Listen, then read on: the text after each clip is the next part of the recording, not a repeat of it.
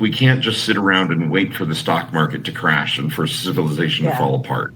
And to my mind, if the stock market did crash, this would be the best thing we could do. And that's what happened, like when somebody was asking earlier about time dollars. Ithaca Hours, which was time dollars, Ithaca Hours started during a financial crash when nobody was working, nobody had any money, but nobody wanted to just sit around and stare at the walls. People still needed to eat. They needed to know their neighbors. They needed to exercise. How were they going to do that? They created time dollars as a way to exchange and keep life going. And that's the thing, okay, was when we started this, right, I said, oh, usually say the word economy and people roll their eyes and run for the doors like, nah, I don't want to talk about the economy.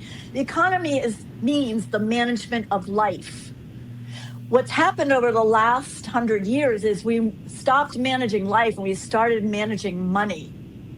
And money became life. And all I'm saying is time to bring life back into this. And I have to, and kudos to Chuck. Chuck worked for Chevron for his entire career.